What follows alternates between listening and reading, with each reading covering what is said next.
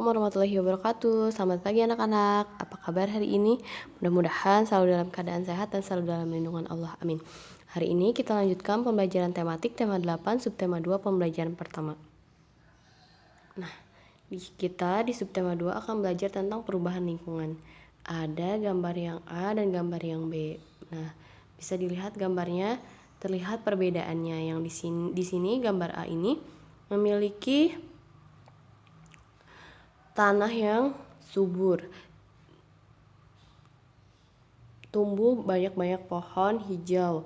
Nah, kalau yang B, gambar B ini terlihat bahwa tanahnya itu kering dan retak-retak serta tidak adanya tanaman yang tumbuh di tanah tersebut. Nah, coba perhatikan gambar-gambar di samping. Apakah komentarmu melihat kedua gambar tersebut? Nah, terdapat perbedaan. Gambar manakah yang lebih indah dilihat? Nah, gambar yang A tentunya. Dapatkah lingkungan seperti gambar A berubah seperti gambar B? Apa yang menyebabkannya? Nah, kalian kerjakan di buku tulisnya. Di subtema 2, perubahan lingkungan. Kalau tidak cukup boleh di buku tulis, kalau cukup di buku paketnya saja. Nah, perubahan lingkungan terjadi karena faktor alam dan kegiatan manusia. Ada perubahan yang menguntungkan, tetapi ada pula perubahan yang merugikan. Apa saja itu? Nah, mari kita simak. Siklus air tanah. Proses siklus air menyebabkan air bergerak meninggalkan tanah ke udara.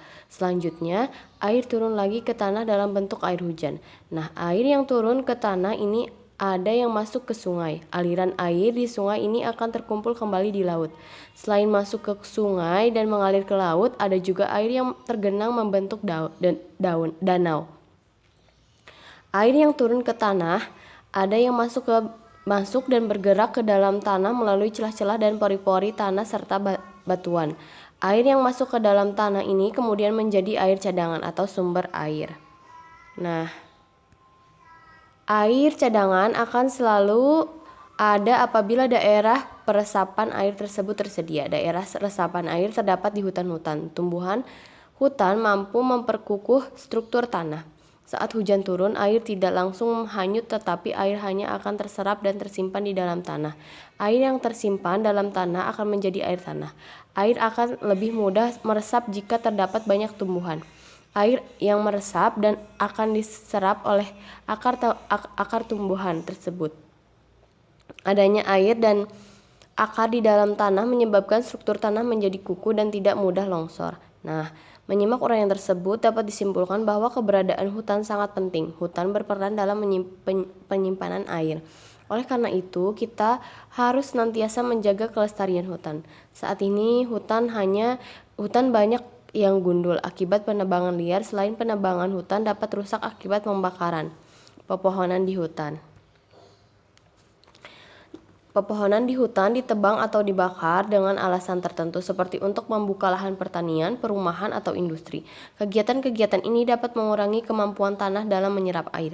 Akibatnya, pada saat hujan terjadi banjir dan pada saat kemarau banyak daerah mengalami kekeringan. Pembangunan jalan yang menggunakan aspal atau beton dapat menghalangi resapan air hujan ke dalam tanah. Akibatnya, pada saat hujan air tidak dapat menyerap ke dalam tanah. Hal ini menyebabkan terjadinya banjir dan air menggenangi jalan-jalan. Nah, apa akibatnya jika daerah resapan air semakin berkurang? Apabila daerah resapan air semakin berkurang, cadangan air di bumi semakin menipis. Hal ini dapat mengakibatkan sungai-sungai dan danau menjadi kering. Keringnya sungai dan danau menyebabkan proses penguapan semakin menurun.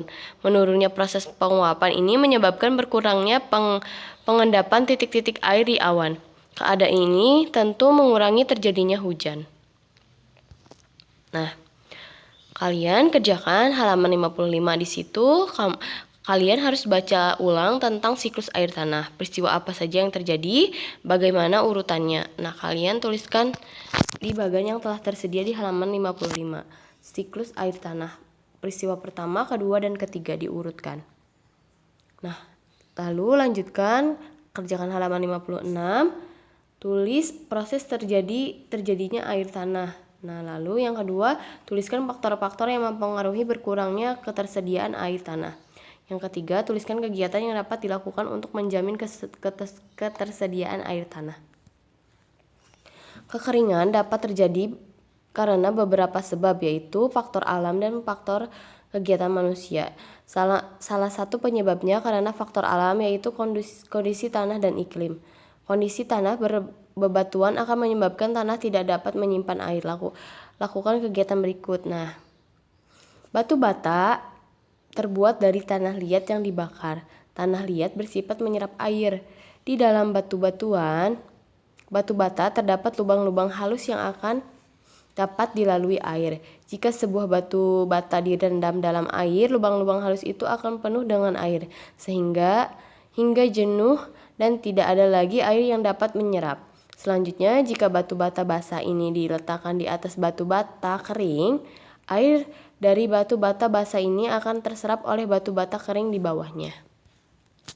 Nah, kalian halaman 59, bersama orang tua, kegiatan dengan orang tua, diskusikan dengan orang tuamu kegiatan-kegiatan yang dilakukan keluargamu untuk menjamin ketersediaan air tanah. Tuliskan hasilnya di dalam tabel. Nah, kalian kerjakan di halaman 59, ada nomor 1 sampai 10. Kegiatan yang dilakukan keluargamu untuk menjamin ketersediaan air tanah. Nah, sekian pembelajaran untuk hari ini. Kurang lebihnya Ibu mohon maaf. Ditutup. Wabillahi taufiq wal hidayah. Wassalamualaikum warahmatullahi wabarakatuh.